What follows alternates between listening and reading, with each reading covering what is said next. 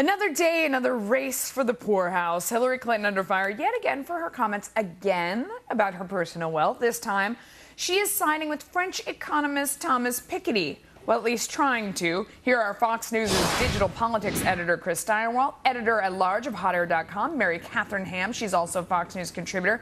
James Freeman is back with us as well. This is the topic that kind of won't go away, mainly because, Mrs. Clinton keeps putting her foot in it. She's talking about the income inequality. She says the disparity makes people think they're stuck. People have lost trust in each other. And the political system, I think it's threatening the economy. Threatening democracy, pardon me. Mary Catherine, what do you think? Yeah, well, I think she's had about 20, 25 years to come up with a satisfactory answer to this question, and now 5 bites at the apple sort of trying to clarify this, and it hasn't come off very well. But I think that's mainly because Democrats sort of painted themselves, rich Democrats, which most of them are, painted themselves into a very affluent corner here, where if you make financial success the hallmark of some sort of moral failing, as they have, then you have to explain why your wealth is not. And they're not so good at doing that, it turns out. Or you have to give your money away. I mean, that's the problem. And they immediately pointed this out to her in I guess it was the German magazine that she was talking to, Der Spiegel, that said the average annual income of an American household is $43,810, and you earn $200,000 an hour for a speech. Can you understand if people are bothered by that? I mean, it's a little tough to dance around, Chris.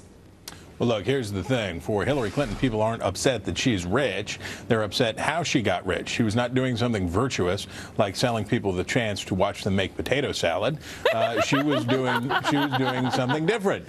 She was engaged in buckraking. She was a door opener. She was in political power. She and her husband were in maximal position of political power. Yeah. After they left, they made $155 million for doing what they call hard work, but was really not anything. So the problem, well, that's right, books and speeches. So the problem that they have isn't that they've got the dough, it's how they got the dough, and that people resent that it occurred at the nexus of money and power. But she says that's not really the case, James. I mean, she says that's never been the crux of concern in our country because we've always had people who did better than other people, like herself.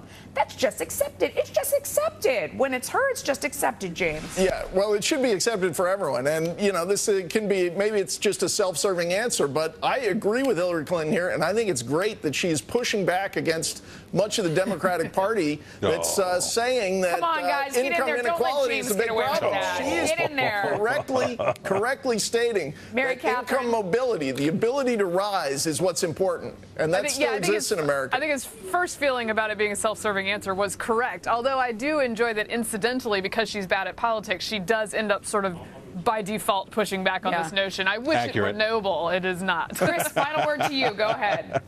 Look, she's not going to be able to get past this, much like Mitt Romney did. She's just going to continue to struggle when it comes to talking about her wealth, especially because it was not nobly earned. And I think this may really be the toxic asset that sinks her candidacy. Thanks to all three of you. Potato salad for all of you. No, put a GoPro on the potato salad and have Hillary serve it. There you got it. There you got it.